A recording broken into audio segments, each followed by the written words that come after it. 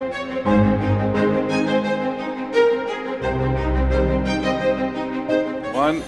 we're on.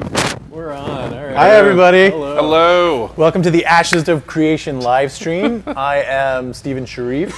I'm Jeffrey Bard. And I'm Peter. There we go. excellent. We did it. Perfect. Saw Peter. So the lineup is a little bit different this afternoon because we are actually trying to get some videos into your guys' hands. We're doing a playtest right now with some of the new stuff that we've been working on. And hopefully that will all come together really soon, and Stephen will join us at that point. But yeah, so we've been working hard, like always, continue to progress and push the genre forward. So because we're doing things a little bit backwards today, we're probably going to start with questions, I think. Unless you guys have anything to add. This is actually Michael Bacon, and this is actually Peter, in case people are new to the stream. I'm Jeffrey Bard. There you go. There's always new people, which is we're always glad to bring you into the fold. And John is running the board. John is running the board again. That's true. He's turning into a little AV guy. There you go. So Jeff and I will check some questions since we're going to front load with questions today. So. How's the sound? Oh. can they hear us? It looks like they can. I'm going to trust that they can, unless I hear somebody yelling at me. Yell at me, John, if this doesn't work. Okay. Let's see if One of the questions from the forums is, and if we don't happen to answer your question, it's usually not because we don't like the question, it's just that we're not ready to answer it at this point yet. Right. Well, sometimes people we don't answer them because we don't like them. Well, it's not always the case, right? Michael may not. There you go. But I like everybody, so there's no reason for me to gloss over it. But like in the forums, for instance, there's a couple of questions at the top that we don't quite have answers for explicitly yet. So it'd just be a lot of kind of riffing on our parts. But we'll start with, are you at your bigger studio yet? Could we get a tour? Obviously, we are still at our old studio, but we are bursting at the seams. We have people up in the balconies. They're kind of working out of their cars. So we do need a new space very soon, but we haven't gotten there yet. Santi182 asks, what are the other ways, besides death, to get rid of corruption? So the only other alternate way that we've talked about so far is doing quests to get rid of it, where there are sort of religious-focused quests that send you through like ways of getting rid of that corruption and becoming, part of the world again, and getting rid of that corruption. It's kind of looked at as a time sink, so it's not going to be easy or quick, but it is probably going to be the only other way to get rid of corruption other than dying. Right. Yeah. You got any for me, Pete? The channel is a little slow. Oh wait, there we go.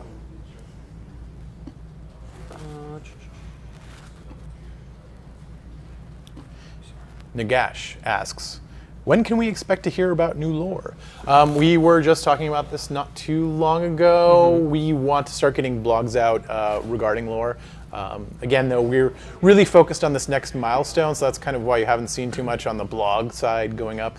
I know people are still waiting for Nodes Part 3, but it's really kind of a matter of putting people in the best place to get stuff done here. Once we get past this milestone, I think we'll get a lot more regular in terms of what we expose to the public, and lore is part of that. Yeah. There's a question here from Agent Rando. What is your favorite feature of AOC that has already been implemented? And if possible, what are your most, basically, what is the yet to come feature that you're looking forward to most? Oh goodness, that's a good question. That's a good question. Yeah. So. Michael. Are the baby bear backpacks in yet? That's true. Oh my gosh. That's right. Are they I there? forgot about that. I don't remember. Now it's real. Remember, Michael Bacon is on the podcast, so everything here is Bacon confirmed. Yeah, exactly. But what's your favorite part of the game so far? My favorite part of the game so far? I don't know. I guess the environments are cool. I like the environments. I wonder why. I'm biased on that.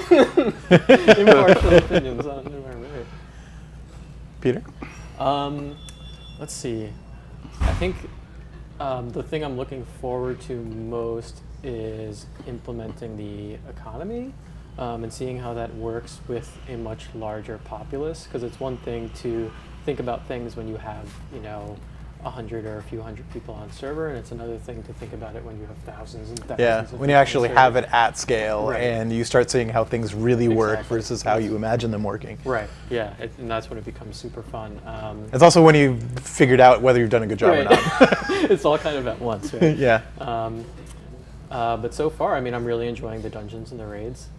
That's been super fun. Getting people together and kind of, winning those battles has been really rewarding. So that's probably my favorite thing so far. Yeah. It's been fun just traveling around in the town. Yeah, no, I Yeah. mean, it's cool Just- seeing what stuff there is to do, what stuff we've snuck in there and people are finding, which is Right, cool. all the Easter eggs. But I'd say for me, the most enjoyable part, and this is kind of because as a designer, I've always usually worked in content, which is story and quests and sort of like the events that happen in the game. But I've been able to get my hands dirty with the ability system here. That's mostly under a keel, but being able to work on that side of things, on the system side, has been a lot of fun for me. And then also playing with those abilities that I've made has been a crap ton of fun. One of the abilities I just worked on was this darkness ability, which removes the ability for people to actually see in the game. Super cool. And it's a lot of fun to like see it play out and have people react to it Yeah. and not know what's going on. Pretty And- jarring at first Yeah. when you see it for the first time. but it's pretty cool. it's effective and it's fun. It doesn't do any damage, and that's one of Right. the things I really love about it. One of the things I'm looking forward to the most, though, is the narrative system. It's the thing that I put the most work into, and it's the thing I think I'm most excited about, to see how again, like the economy, how this stuff works at scale, and how the storytelling visual that I have in my head, how that ends up playing out to players who don't know all the pieces that go with it. I'm really excited to see how that goes. Just to get a little bit. Yeah. Oh, you Sorry, already did I was that? distracted by There's a sound trim issues. button. Oh, we have sound. Because what's a issues? stream with Perfect. sound issue? Go up, right there. Those red buttons. What John it is say? just turning random buttons at this point. You actually hoping turn it's every something will dial work. to max Turn it up a little just to bit. see how it works. This is I hope nobody's listening with headphones. trust the process. Which mic do you have, Is it Pete? too quiet? Number 3? Do you have 3? I don't know. I think it's 3. I think I have. Let's all check our. Let's do a little. I'm one. You're 1, I'm 2. So, yeah. You so must it's be 3. I'm 3. Should we turn the trim knob up about 25? Or, Just saying it's fine now. oh, okay, it's fine now. Okay. Yay! Cool. Good job. Thanks, John. Thank you. Well done. Let's see. Let's see if there's another one. Sure, I'll look too. So one kind of philosophical question. Voxus asks, how hard is the game? And they comment, MMOs are known to be mind-numbingly easy.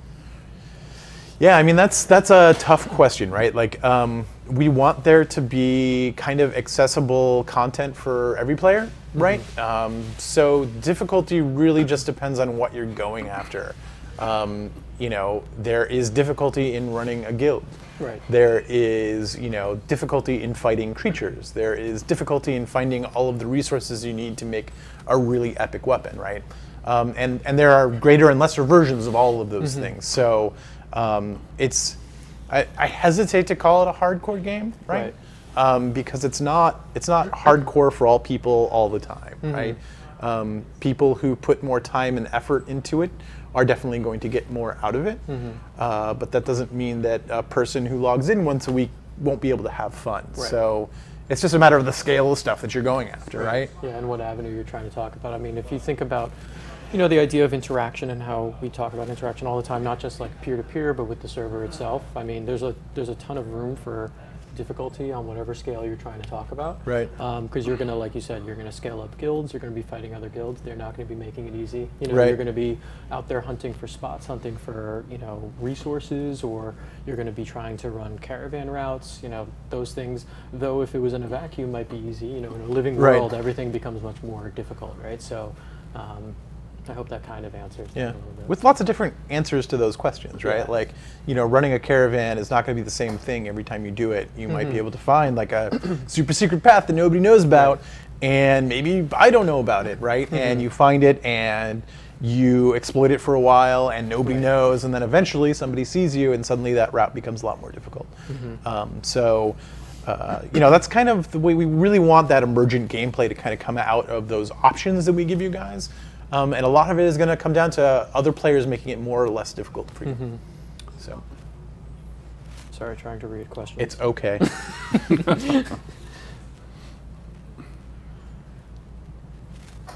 I will look at questions too. So Michael, tell me about the baby bear backpacks. What was the idea behind those? Oh, just that you can kill a baby bear and Why? pull out all their stuff, and then It wasn't going to be just and then a wear stuffed it bear for like a that you. pack. Oh no! Oh, I think that'd be awesome. you pack it with other baby bears. Right. Oh my god! I shouldn't open my mouth. I should have just let it lie. Oh, you thought there was gonna be stuff? Right. T Elf asks, "Do we need blueprints? We've lost the stream." Did we lose the stream? I think we're still on there though. We've only so lost air. Oh, you right. moved it over We've to the lost the window. mirror. okay, that's cool. Oh no! Is this window We're open? good. Everything's fine. Oh, yes, Everything's fine. we lost the signal. We're just looking at a blank screen right now. All right. But it's okay. good. Okay. All right. So Chris asks, are there going to be completely unique legendary quests or bosses that will drop completely unique items, skills, or titles? That is something we definitely want to do. I think legendary. The idea of legendaries of, there's one thing, one momentous event that happens once. I think that makes those events a lot more special than, sort of everyday kind of events. Things that, maybe we spend a lot of time on it. Maybe everybody gets to experience it only once, but the memories that last from that, I think, they're a little bit cooler. Oh my God! Buddy. Hi, Steven. I'm sitting in your spot. I know. Yeah, you want me to move? Ship? No, I am- I'm not ready yet. I am steering us towards victory. Good. Victory. Yeah. Well, we're about to start the test. Okay. So that should take about 15 minutes-ish. Okay. And then about another 5 minutes to send that over to the stream machine. Okay. So you guys will get to be able to see a little bit of the progress we've been making on the phase 1 of Alpha 1, a little bit of a mock siege at a castle that Bacon built. Just building, beautiful castle. building, work in progress. It's very, very work in progress, very early. As you know, we did quote, I don't know if you guys can hear me okay, but we did quote, yeah, okay, that's a no, good no, point. it's okay, it's good. All As Q4 for the release of the Castle Siege mode, first phase of Alpha 1. So this is where we're at now, and you guys get to see this early iteration, and when it comes out, you'll be able to see, that progress, how it kind of went. So we're working on it. Hey. Yay! Also, one other caveat to put about that is that these are using the old characters from Alpha Zero. This doesn't include kind of the new stuff that we've been working on that side. So once we get to that point, I think it'll be really exciting. The whole game's going to look pretty different and pretty rad. Yeah. Not that it doesn't look rad already, but what was I saying before? I was in the middle of a thought, I think. Legendary. Legendaries, yes. Okay. One of my favorite moments from EQ is when the sleeper was killed, right? Like that was a huge thing that only happened once on a server because the sleeper never respawned, and it is something that went down in the kind of like the legends of EQ is the downing of this super powerful raid boss that only woke up once and then it was done. And then the whole dungeon changed and it was kind of that idea of like, hey, things change in the world and the world kind of reacts to what you're doing. And what you do has consequences. Killing the sleeper had consequences. For sure. And so doing more of that I think is really exciting. And doing it in a way where it's not just killing a boss, right? It might be finding a recipe. It might be, finding a magical mount that you can't get anywhere else. These sort of singular momentous events is something that we look forward to doing. And where do you need to put that stuff? Like when you find it? Here we go. I would hopefully want to put it, in my house. Display it really nicely. No, but so if that you're, everybody but can see it. once you acquire that object, you have to get it to your house. I mean, if it was a mount, I would How just do you- get on the mount and then I'd start riding it. Dude, you want a baby bear backpack? There you go. You know Right. you do. You tried to know dodge. you do. You tried your best. Evasive maneuver failed. Let's see. Oh. We almost have to do it now. So Guath asks, can you run your own pub, inn, or tavern, and can you get an NPC to play host? Yes. Inns and taverns are part of our sort of the idea of the RPG space, right? Where we give players sort of reasons to be in social spaces and sort of benefit from them and take part in them, right? And so owning a tavern, that's a building that you can put on your freehold. is something you can do. You're hopefully going to put a lot of thought into where you put that tavern so that you can maximize the amount of traffic that you get in there. And then having an NPC bartender who can, distribute the drinks that you've made for that tavern is all part of what we want to do with that system. Yep. So That's pretty cool. and people can play cards there and hang out and chat and Gamble. get some rested. Yeah. Gamble. Wait, no, not gamble. No? Can we gamble? Not real Tavern gambling. games. Yeah. Virtual Fake gambling. virtual gambling. Right. It doesn't involve loss of anything. Let's see. It's a little weird. We don't have us I up know, in we're front of not us, there so anymore. it's Usually we distracting me see- when I see just a really nice, pretty. I think that's Hong Kong or something. don't know, you it's a can screensaver. try to restart Air Parent. The bottom system tray down there. Little parrot icon. You just have to There was a question I saw. Do we need blueprints to build our freehold? And if so, how do we obtain them? Placing down your freehold itself, just the generic plot of land that you get, is not going to require a schematic or anything like that.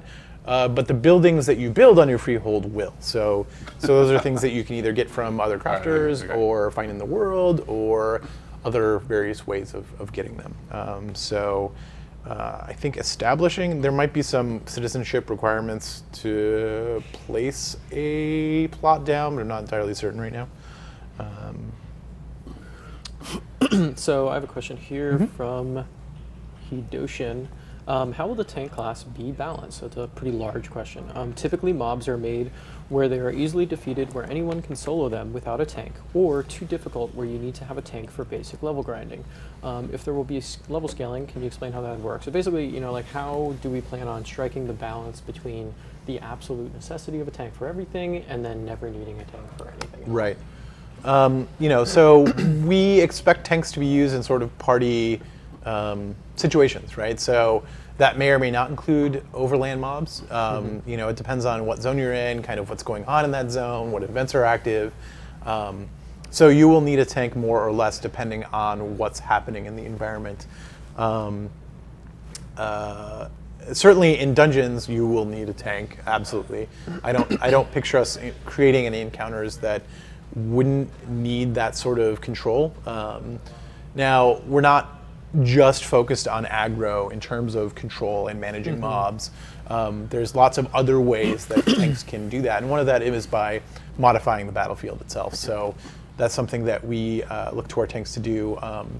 We were back for a brief second, but then we disappeared again. It scares me every time I see it because I'm like, oh, the stream has gone down. Right. But thankfully it's solid. So that's sort of the direction in which we're going there. It's not just about mitigating damage, although that's a part of the sort of calculus there, but it's also about making sure that the mobs are doing what you want them to do. So that's kind of how we approach it.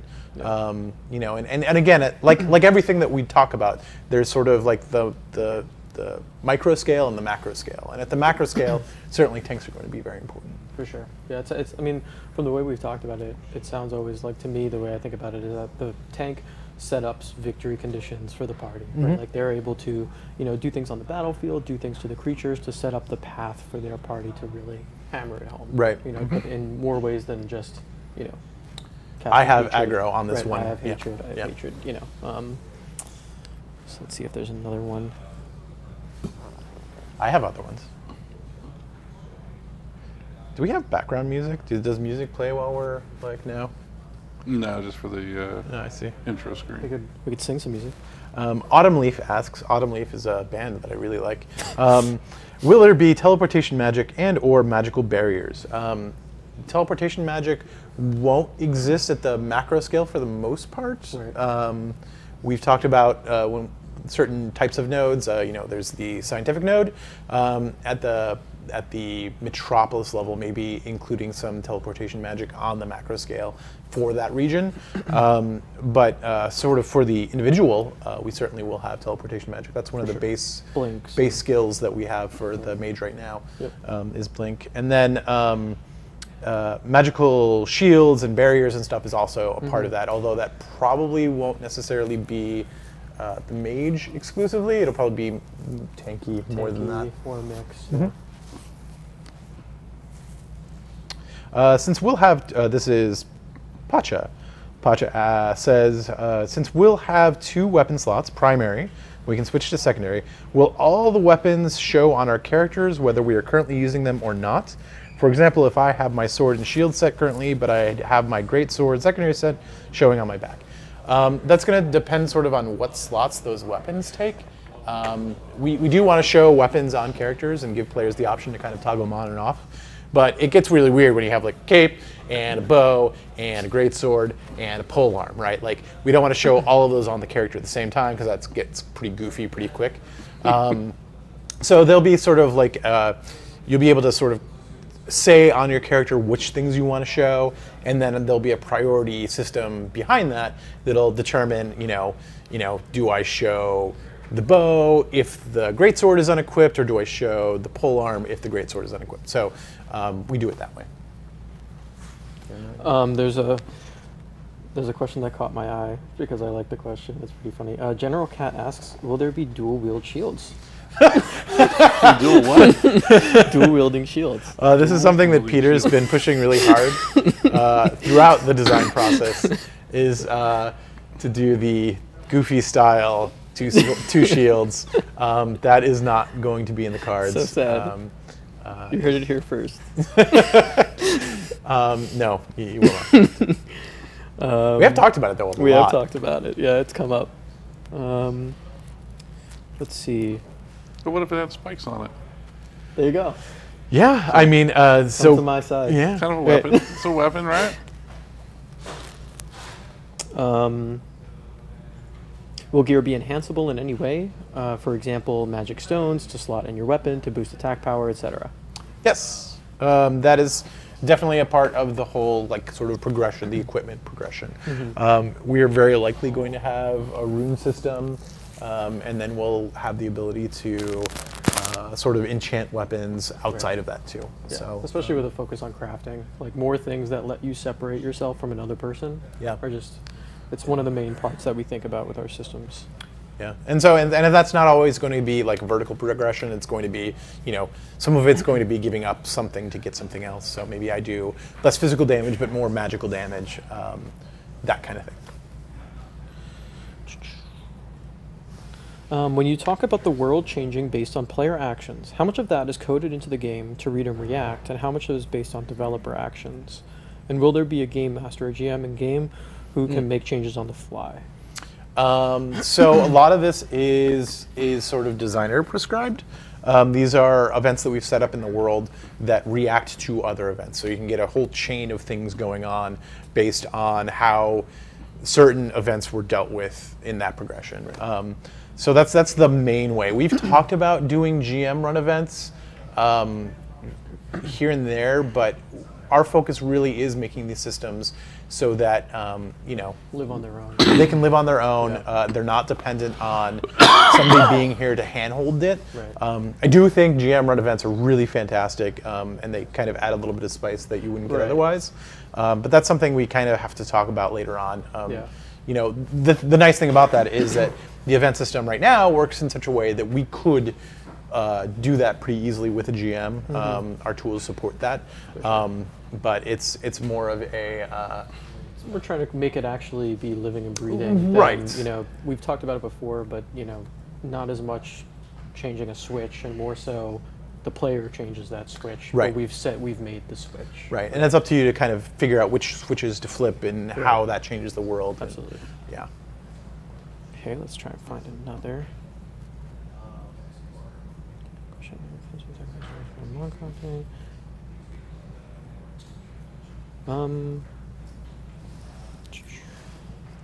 Peter's too slow. Sorry. I got my phone.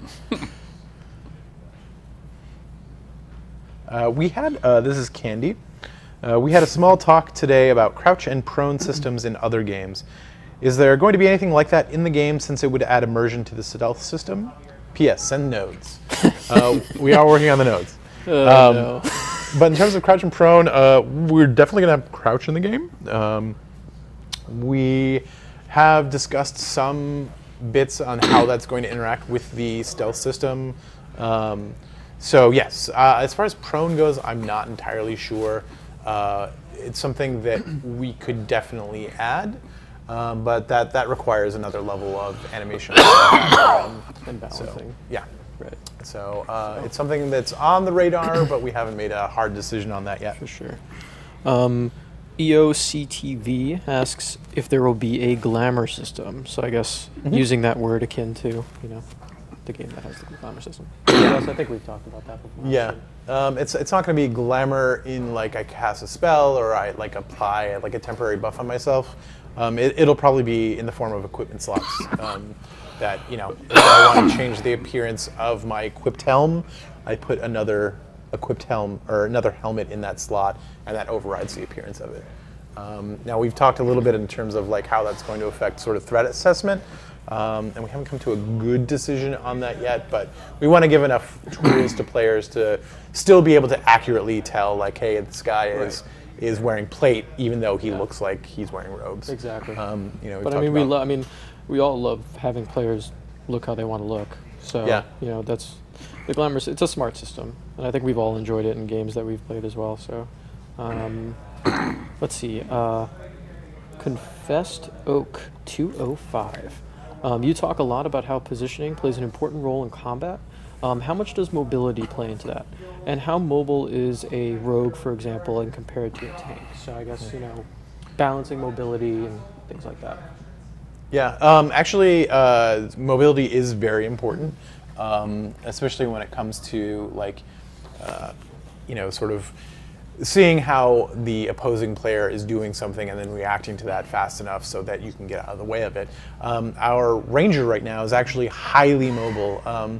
I don't think all of those abilities are active in Alpha 0 yet, but when we were doing the PvP playthrough for our last packs, it was really noticeable how effective the ranger could be just through their mobility skills. We didn't load them up with a whole lot of DPS skills, but their mobility made up for that a lot if you knew what you were doing. Yeah. So it was interesting to see, especially during, you know, the PAX run, seeing people, once they've played the PvP scenario like a few times, seeing the ranger and like going in and out of combat. Right, yeah, they became a really good skirmisher, which is what we wanted, right? But it's always cool to see that kind of in play and people getting it. Right. So this is a pretty good one. Sasha asks, or comments, I guess, a little bit of both. What I've found lately is a lack of incentive to open world PvP in most MMOs, and battle arenas and etc. take away from that. He says, I know a system in EQ2 worked was a title system, and you would earn points toward gaining or losing your title, depending on if you killed or died to an opponent, basically a level or below you. So, you know, what things are we planning to add into the game that will hopefully incentivize open world PvP, or, you know, keep PvP kind of in the zeitgeist of our player base without disincentivizing actual open world PvP? Right, right. Well, I mean, I think the big thing there is the fact that you can get resources off of somebody that you killed. There's always sort of a financial, economic reason to engage in PvP.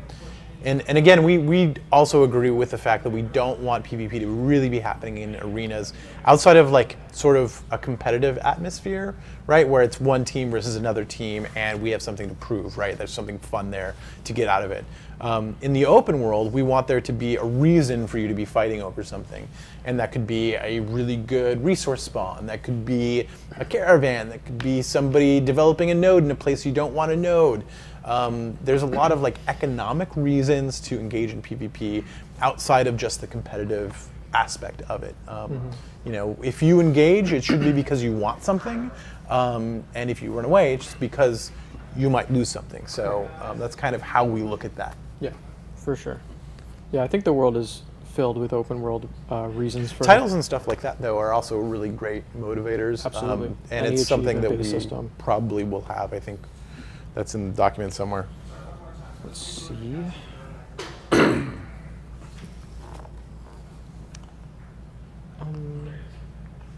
Is there any? Oh, did you have one? I had a good one, actually. Caloron says, since traditionally, invisibility is just a combination of really good hide and move silently skills, will NPCs, patrols, guards, creatures, monsters, etc., have eyes and ears to see, hear us? Think a baseline of how creatures run away or attack you based on hearing you or seeing you in The Legend of Zelda Breath of the Wild.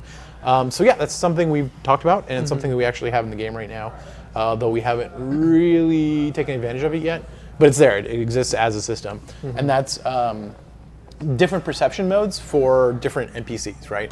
I think one of the games the best was Final Fantasy XI back in the day, where you had scent, you had sight, you had magic. Like there was all sorts of different things that you had to like protect yourself against, so that certain mobs couldn't see you, and you could maintain that ability to like kind of sneak past easily. And I thought that was always really cool. It made those monsters unique and gave them character outside of just how much damage they did to me.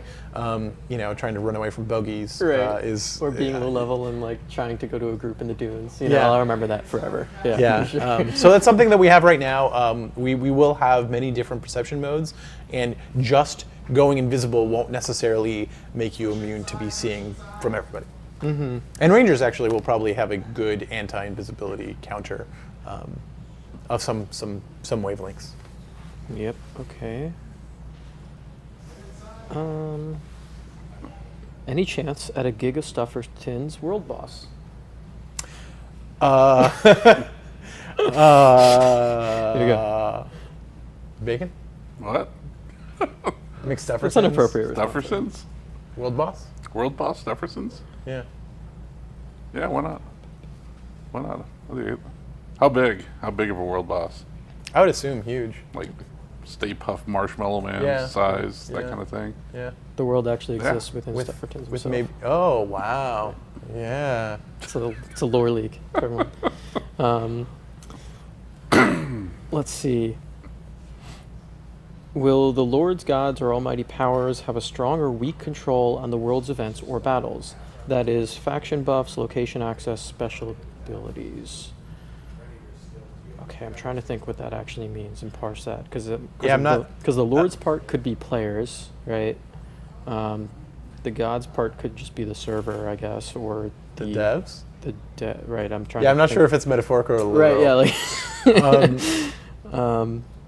But I mean, players will definitely have a lever there on the world's events, in that by doing something or not doing something, things happen. Right. And there's always a decision there for, you know, kind of cleaning up, as we've alluded to in, like, you know, playing PAX. I know leading players through that, talking about bosses spawning and just events in the world in general. Solving a problem can maybe cause a solution or a reward, or cause another problem. Right. So I think in that way, if we think about it and approach it that way, definitely there's agency everywhere for players to affect the world in general. Yeah, it's not going to be just you know, a handful of guilds kind of deciding what server happens. Right. Unless everybody on the server is a member of one of those guilds, right? Right. Which I don't think is going to happen. Right. You know, there's always going to be chaos that can happen due to the actions of one individual, right? So, like, if you keep in mind like how our government system works, it usually comes down to one or two players, and being in a guild isn't going to necessarily help you win in a militaristic node, right? It's going to be whoever the best player is at that moment in time against however many other players decide to take part in that brawl. So there's always an opportunity for people who are not in charge to kind of rise up and change things. Right, absolutely. Which is one of the coolest parts, I think, is that just no matter what your station, you're able to do something in the world. So Black Hole asks, how do you plan on making questing interesting? Traditionally, MMOs have mainly been kill X mobs or fetch Y items. Yeah, so that is one. So MMOs live and breathe by their content, right? And sort of having goals kind of at every level. And the way I've looked at that is those, like, go kill 5 wolves is a filler quest, right? It doesn't really have any relationship to the overall narrative, and it doesn't really have any impact one way or the other, right? Right. So the idea is to take those, turn them into sort of like, goal-oriented tasks that have no narrative associated with them. You're not going to save the world by going to kill these wolves, Right. but you might have some knock-on effect on the node to like take care of that, right? So that's something you're going to see throughout the world as we continue to build it. You'll be out in the wild and you'll get tasks, and these tasks will just let you know that, hey, there's an interesting thing happening over here. You might want to take care of it. And so that's where we put those kinds of quests at, is in the task system. Really low narrative, we just give you some context and then a goal, and then you can go handle it or not. And then the narratives are going to be way more focused on like telling a story, and they'll be multi-part, and there will be no killing of 5 wolves. There will be, trying to accomplish something. So Yeah, it'd be interesting if you implemented like compound quests. Right. Or like you start with this, and then all of a sudden it turns into something else, and turns into the multi-stage Right. kind of development where, as you're going through it, the story's unfolding as you're kind of handling this quest, and then what you end up at the end is like, wow, this is awesome. Right, and that's exactly the intention of the whole system, is to kind of create the ability to not rely on those tasks to tell the story, but to actually tell the story, right? Yeah, and that's cool. That's our goal. If you went to PAX and you played through that narrative, right? Like that's what you can expect from our storytelling, from our narrative quests, is that sort of, you're not going out to just do this one simple thing and then come back and then do the thing over and over and over and over and over and over again. It's going to be about going out and doing something, going out and changing the world in some way, whether it's in a large way or small way. But yeah, I have feelings about that. One question, more high level, right? It's all caps. That's why I looked at it. So the first word is crafting, comma. Will it be inspired by games like Star Wars Galaxies in terms of complexity? So I guess more conceptually, how complex do we think our crafting system is going to be? Yeah, I mean, compared to the field. Star Wars Galaxies is a great example of it. I think Star Wars Galaxies had a great crafting system. Lots of things can be said about that game, but the resource gathering and the crafting system all together as a whole really was, I think, way beyond its time. It did a lot of really cool things that I think a lot of people were surprised about, and unfortunately hasn't really been copied since, at least not in sort of like any big way.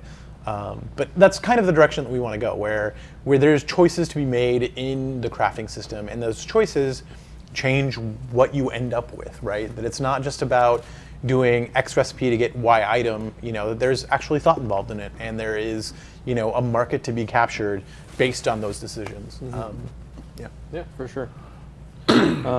This is actually a good question, I think, almost specifically because we cannot answer it.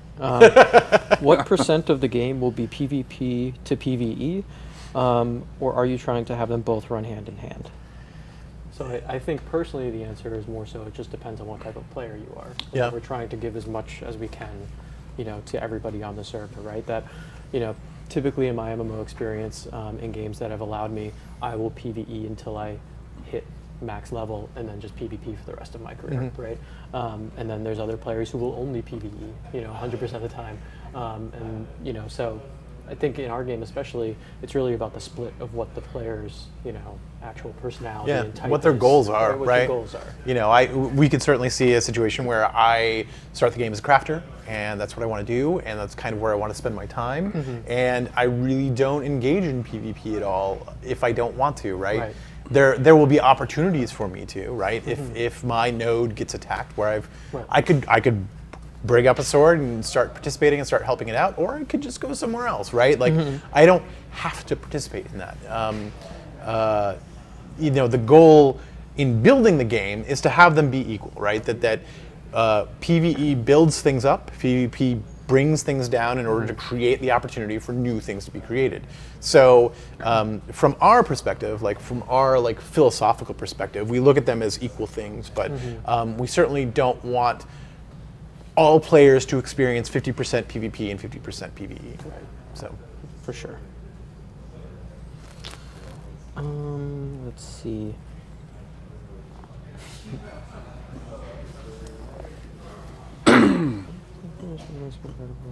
So Peter's looking at Discord. I'm looking at the Yeah, forums. sorry, I'm trying to look at, trying to read these here. Psi M3X.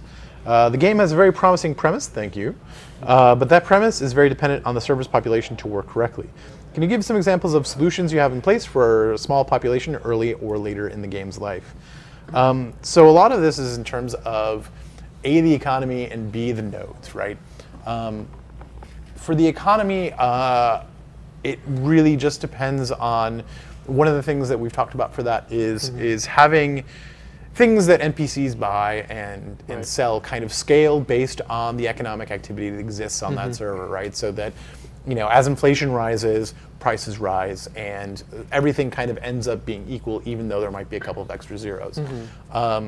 So that can go up and it can also go down. So as a population leaves, things become less expensive and players don't have to do as much to earn that. On the other side of things, we look at the node system, and the node system set up in this really flexible way that allows us to scale the experience needed to level a node and the attrition that delevels a node to scale based on activity too. So it's just a matter of adjusting a couple of constants, and that goes up and down, and the server can watch it and change those on the fly as it needs to. So, I mean, as developers, we have target numbers for these types of things, right? So it's like when you mentioned attrition or the building up of a node, the creation of a node. We have target times for those, target numbers, and you basically have to see if those targets are met, if they're, if we overestimate, if we underestimate, and it's the same thing with the economy, right? You get to inflation, you have games that, okay, I had 1 million gold and now I have 10 billion gold, right? And as long as you have target numbers and are able to dial that in further or back, usually you're able to handle that as long as you're on top of it. Right. And again, it's about building those systems early so that you don't have to deal with that problem later. Absolutely. You don't want to play catch up ever.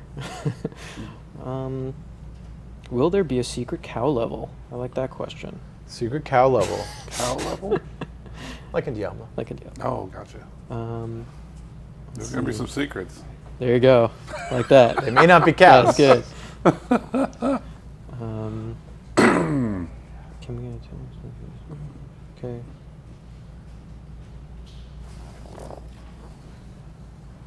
There was another question here that reminded me about that economy question.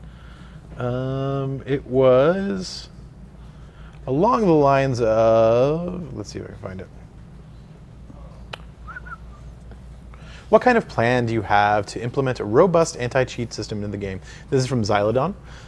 Since the economy is going to be such a central element with no soul binding of most items, protecting the game from exploits and bots used to accumulate wealth is critical for the game to survive at launch.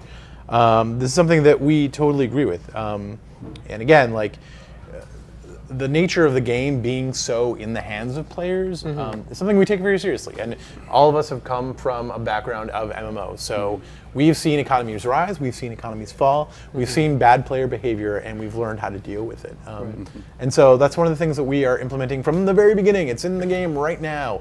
And it's about we can't tell you exactly what those are because we don't want them to be feeded easily, but part of it is watching behavior of players in the game, finding errant behavior, and having those things surface to us in a way that's automated and can allow us to address those things as it's happening.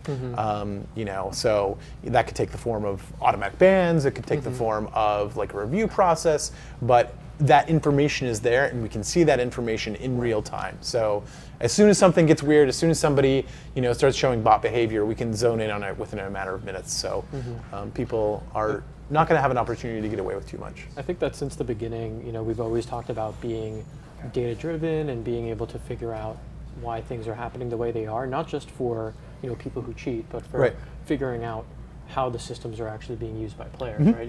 It's invaluable information to know what players are actually using from the systems you make, to how they're using it, to know how much input is going there, how much output is going there, and all that goes into not just cheating, but into actually how players are using the game in a legal way, right?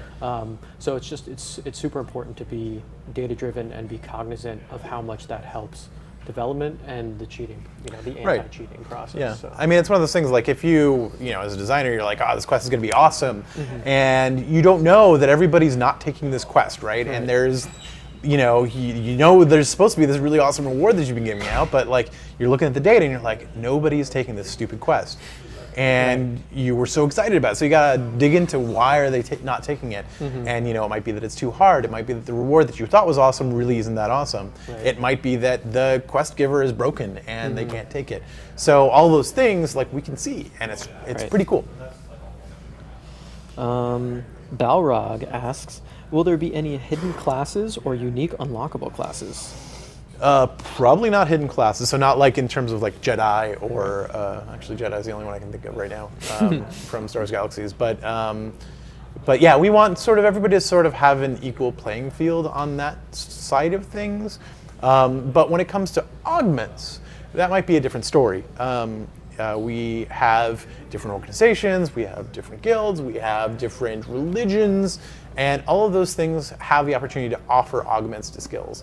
And if some of those happen to be hidden, and some of those might be, super secret, and you might end up with a tank who has a skill that nobody else has, that's totally in the realm of possibility.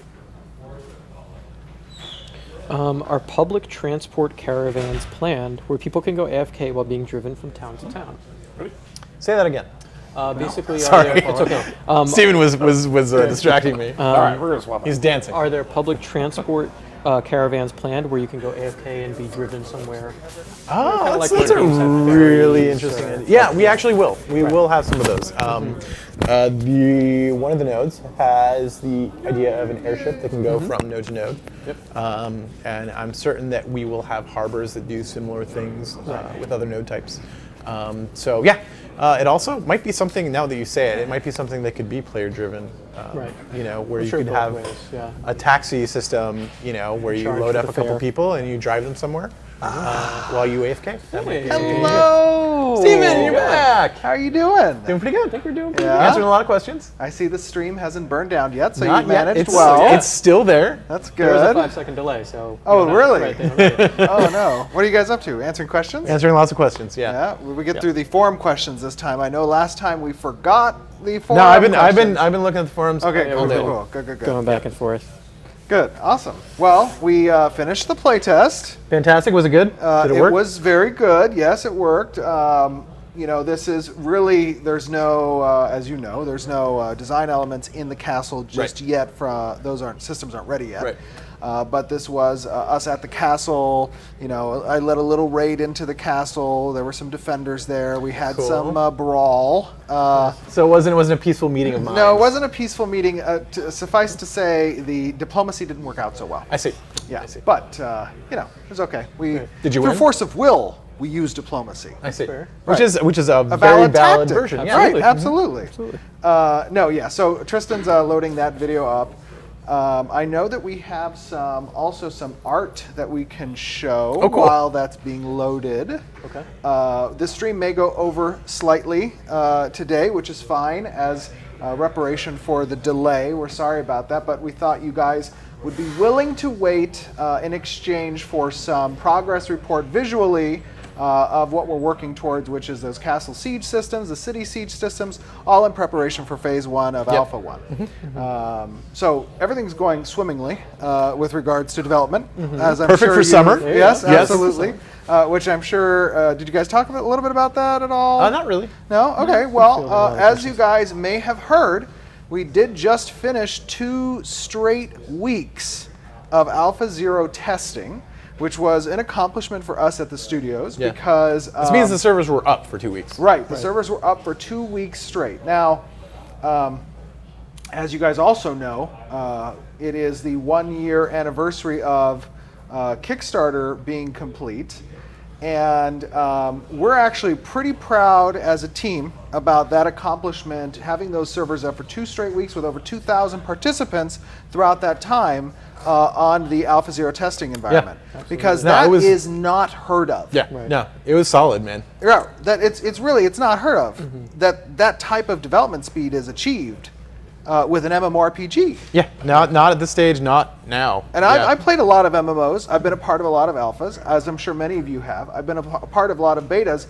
You typically don't even see that type of event past like 3 years of development.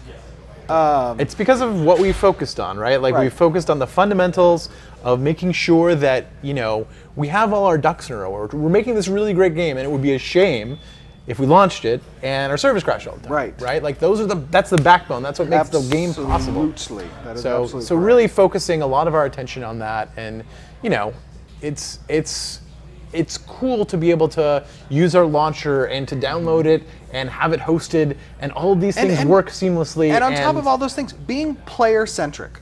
Like, our focus is getting something in the hands of the players that we can iterate on, test on, get feedback on, make you guys a part of the development process, not be shuttered away for 3, 4, 5 years in the darkness. In the darkness, and then we come out with something that people don't like. Right. So, I mean, the bottom line is, you know, from our top down, we are all about providing an experience that allows us to iterate based on feedback from the players.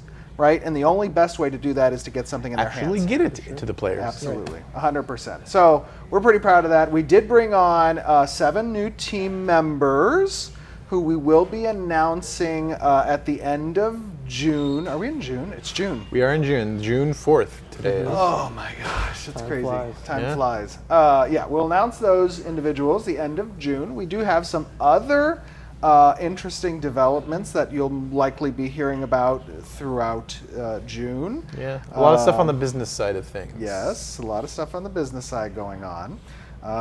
So that's interesting. What else? Capital I. Capital I. What else is going on? Just a general awesome, you know, past development cycle. Yeah. You know, we've been really proud with where things are. So that's pretty cool. What can we show? What do we got? I can't see anything. Hey, Jason, can you see if you can help Michael with that parrot? With the parrot? Sorry, I can't see what we're going to look at. Armor concept. Concept? Okay. I still can't see it. Hold on. We have our technical director, Mr. Jason Crawford, who's an avid Magic player. And I will add a Magic player that plays to... not to win. Not to win. But so others Just so don't others get angry. Right. So, you know, those of you who play Magic know that that color is called blue. Right. My favorite color. Which is what Jason loves to play with. Yeah. So, yeah. That's an interesting tidbit There you about go. Jason. 7-4 pure counter He is spells. right now reveling in this information. How are we doing? Good? Maybe? No. Oh, okay, we can't restart the Wi-Fi on that one. That's okay. Turn this thing over to me, and then so I can partially see it, and then throw it up there, and I can describe what we're looking at. I don't know. It's hard. All right. So what we are looking at right now is some concept armor that Mr. Matt Broom, lead character artist, worked out. That is new armor we're looking. You're not going to see this in the playtest right now because it hasn't been implemented yet. Although this set has been modeled. Yeah, it's and just they're about to working be on materials implemented. right Yep. now, right? We should probably see it next week. It's gonna Next look week, I think we should have that in game. Yeah. Yeah. Cool. Awesome. What do we got next? Robe again. I believe you guys may have seen these. This is a robe concept, which was a concept by Matt Broom, but modeled by Keith Kovac. Yep. And this is also being implemented next week, right? Yep. Yeah, that's pretty cool. Yeah. And all the details you're progress. seeing is almost entirely modeled. So, Right. like, you're not just seeing cool like textures on that, but like you're actually going to be able to feel the detail. And the great way that you know, Matt and the entire character team has really implemented the construction of these costumes, these armor pieces, is that many of those attachments, those designs that are present on the armors, they can be used to create multiple pieces and rearranged and look completely different on different sets, so that thematically there's a wide diversity of capable visuals in the game. You're not going to see these uniform, everybody kind of looks the same, you get to a certain level and everybody has this exact looking same pieces, right? Yeah. And that's kind of what we want to do. It's a different approach to what probably you're used to, but also the important thing is that, you know, armor that looks good, and myself as a player, this is important to me, armor that looks good, and I'm talking like really good, is achievable in-game, doesn't have to be purchased through a paywall. Yeah. Okay? And I know there are many of us who have played some games that need not be mentioned, where the armor you can achieve looks like this, and then the armor you have to buy looks like this. Right. And that's not very cool. No. It's not. It's not rewarding. Especially when you're an adventurer, right? Yes. Like you're out in the world, you're trying to earn your keep, and you just killed this awesome boss, and I look like garbage. Right. I look afterwards. Like it should be an epic moment. Right. We should reward you for I that. look like I'm wearing a plant suit. Yeah. Do you know what game that is? I can think You of think one. so? Yeah. Rhymes with Okay. GBO. Yep. I'm sorry. I have no idea what game you're talking about. What do we got next? Okay, so this is actually a modeled weapon. So that's the model. And We call this weapon a bow. This is a bow. So what people use to shoot arrows. No, I'm just kidding. Really cool. I like it a lot. It looks great. I love the. That's obviously, as you can tell, there's some Empyrean influences there with some of the winged accent pieces on the weapon. You're likely going to see some of this because I believe the last milestone that you're seeing here had Empyrean influences. Same here. This is the elusive crossbow, which I believe was shown last stream accidentally. But this is the modeled version, or was that the potion launcher? I think it was might have been the potion launcher. It was both. It was So both. that's a crossbow. What do we have here? Morningstar. This is a mace. Looks like this is the modeled weapon. So this is what's going to be in game. Crazy detail. Looks awesome. I literally don't really play characters that often use Morningstars or maces, but I would just for that weapon. Yep. The detail is amazing. What else we got here? Ooh, this is a nice one. A long sword. Some kind of long sword. Looks like Excalibur. That might be copyrighted, so it is not referenced from that. I don't think you can copyright Excalibur. Can you can copyright Excalibur? No, it's got to be in the public All domain right, by now. it's been like 500 years. It must be. This looks like a piece of environment. This is an in-game environmental area. I will not say the name of this area. But I will say that this was an area done by Mr. Javier Perez, awesome environment and material guy, senior environment artist here at Intrepid. This is inside that area that shall not be named. This is more of that area that shall not be named, which looks great. Some of the rocks, those jagged, awesome looking rocks that give that whole aesthetic a cool, yeah, it's okay. You can just Yeah, all you see is our necks now. Normally, we can look straight ahead and see all these. I'm so sorry. Yes. It's okay, For though. some reason, this isn't working, and you don't know this, but behind you is a large TV that shows us what you're seeing so that we know what to discuss. That's okay. How are we doing on video? Because we can also chat. Oh, video's ready? Oh, that's so weird. What? What's the matter? It just kind of pops in and just pops right back out. Now Oh, it's working. that's okay. That's fine. This is a mage tower. Mage tower. Mage tower. That's a kitty. This is John, another senior environment artist here. Did this mage tower, which looks awesome. The interior is cool. I think you guys did see, or is Some that the concept university? Oh yeah, Yeah. concept work. But university had that large statue that was placeholder statue, but that was like the interior of the university, which would be attached to this the kind of mage mage tower, tower. Yeah. Okay. All right, we got video. So why don't we make sure that when you have the audio source for the video, that we turn that way down so we can continue to talk Okay. All right. over it. We're gonna have to. Okay. What? Okay. Yeah. I've not seen this yet. Video camera, media source. I guess. I don't know what Maybe Steven I'll has done. stand. I don't know what Just I've there.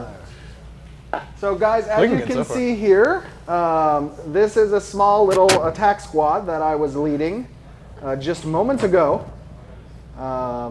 This is one of the castles in our Alpha Zero environment right now in preparation for first phase of Alpha 1. This is very early. Very, very, very, very early. Steven, And is it early? I don't know. Is it early? It looks early. all of from animations to effects to skills to everything. These are first passes. The purpose of our testing is to iterate, perfect, get ready for launch. We're going to have a very smooth launch because we're going to be testing a lot. And it's going to be the smoothest. It's going to be the smoothest launch. Oh God, we shouldn't say that. Oh no! What am I doing? Done? Where's wood? Find wood. Wait. Okay, we're good. We're good. I knocked on wood. We're fine. We're working very hard to make that happen. Yes, that is right. I mean, that is you know what? I'll be honest with you. Every single MMO I've ever played has had a rocky launch. I think it's just a part of MMOs. I'm not going to say we won't have, obviously, things that are going to come up at launch. Right. There are going to be issues at launch. But the most important thing is twofold. One, testing, testing, testing. Two, listen, listen, listen. So you test and you listen to your community. And you do those two things, you should be shipshape. Yeah, I'd agree. 100%. So I was hiding, admittedly, but there was a lot going on in that first area. It's a little scary in there. It was a little bit scary. And guys, I want to impress upon you one more time. I know you know this, but I'm telling you right now, we're 1 year anniversary from Kickstarter. 1 year anniversary from Kickstarter. And this is the degree to which we are testing, which is great, because the more you test, the more opportunity you're hands-on and you can see what needs to change. We haven't implemented, you're not seeing any implemented combat changes in this right now. So those are all being worked off, but they're in a separate branch, right? Yeah. Yeah. So they're not quite ready for prime time yet. You probably will see some of the new combat stuff that we're working on in about a month to a month and a half-ish. We'll start to show I think that's probably fair. Some of that stuff. In this test environment, we have mainly focused on traditional tab targetable systems, because that's what's easy to get up and running first. It lends to that test environment.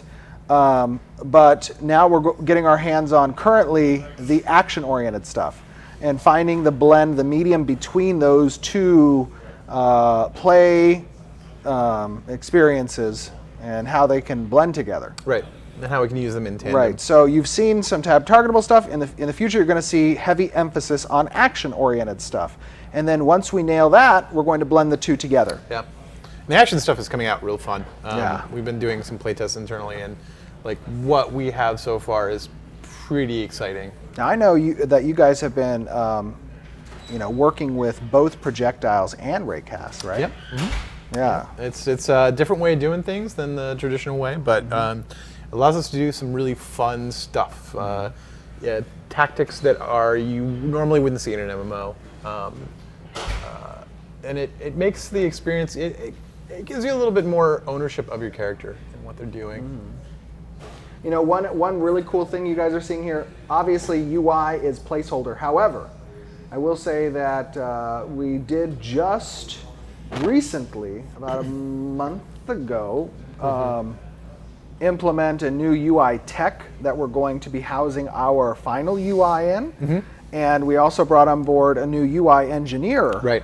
As well as outsourcing some UI art immediately, but we'll be having internal UI art stuff. But that's going to be shown off probably in, again, about a month and a half to 2 months. We'll have some iterations on the UI. All of this UI is placeholder, obviously, but really cool thing about being a part of the community for Ashes of Creation is being able to see the project as it progresses. And I think it's really cool to go back a year ago and look at what we put out a year ago. Remember that? Okay, remember we did what was that first one that we did? It was, I can't remember the name of the video, but it was like 2 to 3 months before Kickstarter. Yeah. And it was just, he was just swinging. Remember that? And he was just swinging. And I was like, and I think we actually took that video down after like 2 months. That was. We got some flack on that one. Right, got some heat. Now for us, it was like, hey, we've been in the project for less than a month, and we're showing you what can be done in less than a month. And people were like, please be nice, please be nice. Looks like, whatever. And it's just like, guys, the purpose of a transparent development window is to let you see the process from start to finish. Right. Yeah. Now, obviously, that's risky. I've said before, it's a two-edged sword, a double-edged sword, but it's something I truly believe the community needs to see, because you become invested in a project. You get to see it from start to finish. You're not surprised. And it also becomes a touch point, right? Because then you can look back and go like, yes, wow, this has come a long way, right? Yes. It just didn't form out of nothing, right? There was a lot of work to be done to get it to the point where it is now. You know, the great thing is, I don't think I ever took the video down. I think I just privated it. So let's say a year from now or 6 months from now, we unprivate that and Like on people like can a- look contrast. That'd be kind of cool. It'd be a nice April Fool's joke. Yeah, no. Yeah, absolutely. I'm sorry. I think I'm not a good player at my own game. What have you done, Steve? I think I died multiple times, just a lot. I was very tempted to put on some GM armor. Oh, somebody black holed me. But I didn't. I should have. It was unfortunate. And Jeff, you weren't in this playtest, so I didn't have my right-hand man to protect me. Yeah, I'm sorry. Where were you? I failed my I was clericking looking for abilities. a healer. Yeah. I know. I didn't even have. I didn't have. No, a you put me healer. on this live stream so that you could do that. That's true. This is true. Can't be in two places at once. Although it might have been kind of fun to just show them me playing. Do like live. Yeah. I was thinking about that, but for some reason, I think the frame rate doesn't look good when you live. It doesn't. Yeah. That's a really good point. Yeah.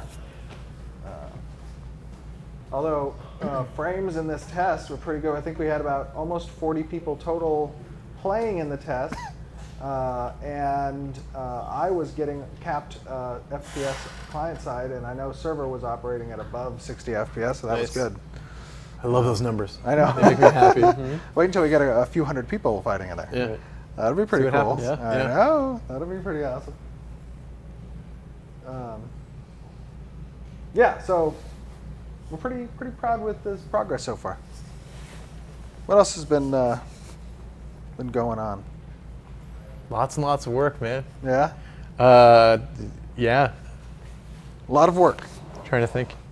We do sprints in 2-week time periods now. So at the end of every 2-week session, we do a big playthrough with the entire office, and then we kind of go and take a look at what all the different departments have been doing those last 2 weeks. And it's been really good because it keeps us honest, and we get to see kind of like what we've really done in that time. Yeah, I think now that we transitioned away from that waterfall into more agile-oriented project management has been really good. Yeah, I mean, just for keeping tabs on everything, like it's good to know, like, oh, this weapon is done, I can go use it now, Right. and on top of that, like if there are changes that need to be made, they can be made on the run, Right. like quick, right? Every sprint, you just pop in, reprioritize, Right. whatever you need to do.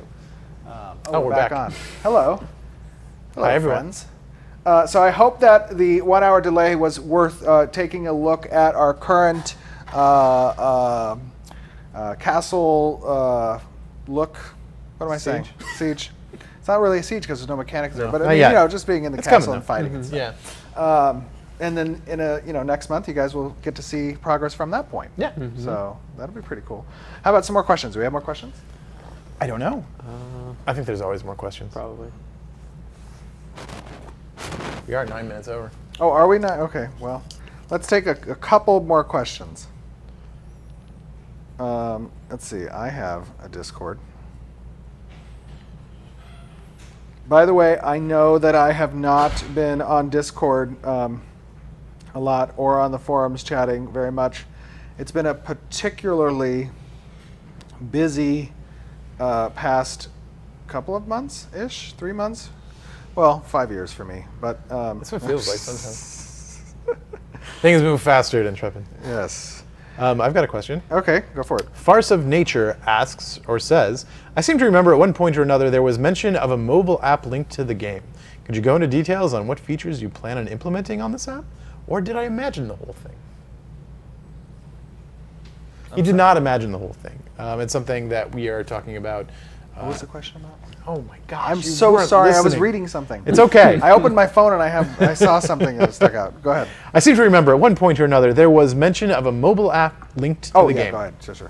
Could you go into details on what features you plan on implementing? in this Yes. app? Would you like to go into some details? Sure. So the idea is to make sure that like when things are happening in the world, we let you know. That's kind of like the big purpose of it. So if the node you're a part of is being sieged, or the castle that you're taking is about to go down, or your crops need to be rotated, events of that nature, you can just shift off to your phone and by and large, be able to deal with it a little bit. When it comes to crops, rotating those plants.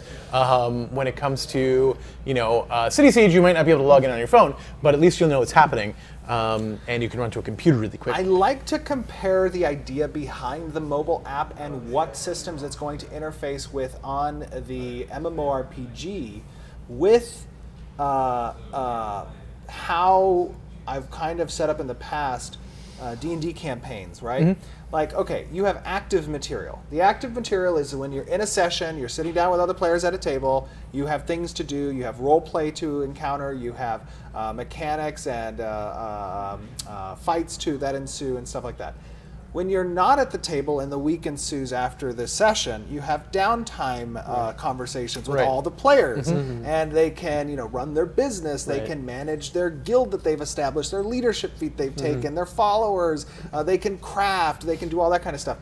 The mobile app kind of is akin to that idea. Yeah. If there is really non-active mechanics that are present for you to participate in when you're not at the computer, when you're out and about or on vacation or wherever you may be, you can access that downtime stuff from your phone. Right. And that's a way for you to stay connected. And that's kind of the idea the behind how we want that mobile to interface with the game.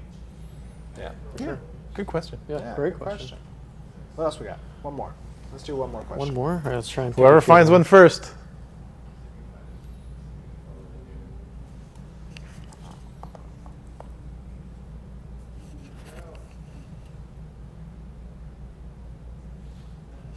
Okay.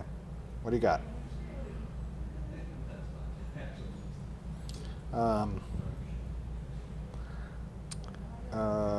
Okay, I got maybe one. Okay. Weapon progression has been mentioned here and there, but never elaborated on.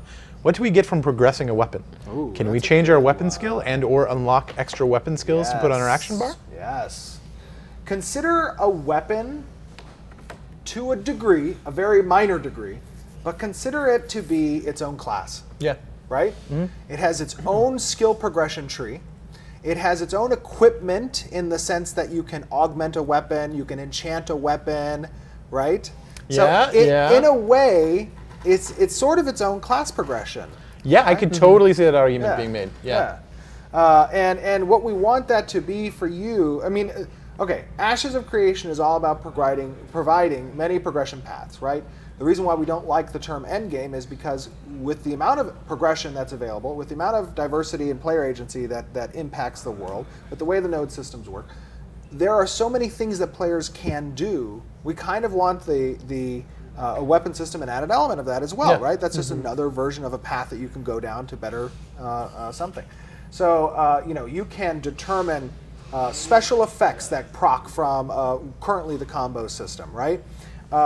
You can determine ancillary effects that proc based on enchantment types. You can power stone weapons to add different either elemental types of damage and or energy that kind of play rock, paper, scissors with player defenses, right? Those are systems that, and then you can skill tree out how those effects that are granted through the combo system work, right? You can make them better, you can branch them off into a different direction. You can change the order of them. Exactly, yeah. So, good question. Yeah.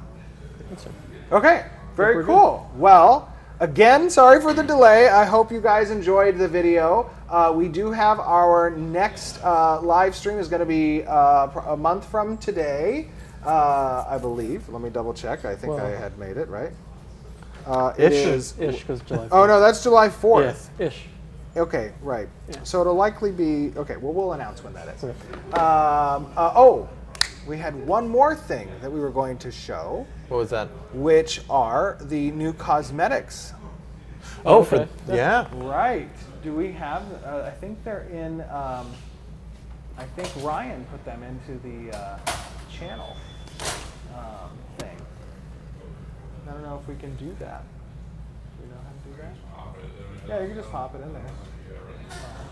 It's in updates, marketing updates. Sorry, guys. We will give you a sneak peek. The existing Woodlands cosmetics will be coming down in when, Peter? About After the stream. right after the stream, about an hour tops. Probably. 30 minutes-ish. And then these will be going up afterwards. Down, I think. Are they there? I think they were there. Very bottom. Bottom. There they are.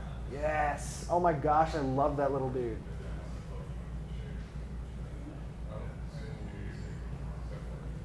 You download them? Oh yeah, they're pretty quick. You can just grab them. Let's see. There you go. All right, so first up, we have a pet.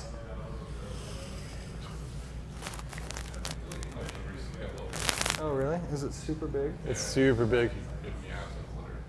Oh, these are like giant PNGs? Yeah. Nice.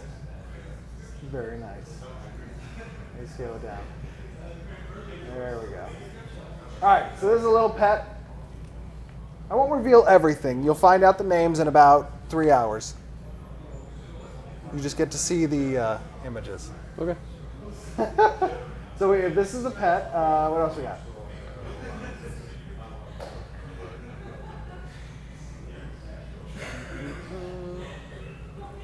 Oh my God. It is just that thing black. Is gargantuan. Oh wow. This is the darkness. You can purchase the darkness. Yeah. Oh no. This is the ship. And awesome in the center is that sextant slash radial sundial that has some history behind it, which you may find out in the description when it goes up. What else do we have? The darkness yet again. Oh, this is your favorite. This is my favorite. This is your favorite. This is Space Turtle. I prefer the term galactic. Oh, Galactic Turtle. Oh, that guy is so cool. Now, remind me, you want the shell to only appear that cosmic material if in the shade? Is that what it was? As it moves, as right? it so moves, like as it moves, okay. all the stars and nebula moving that as you well. see kind of shift. Right. Okay. Very cool. I love it. Ooh, this is one of the costumes. Or this is the costume. This oracle. This lover of the stars.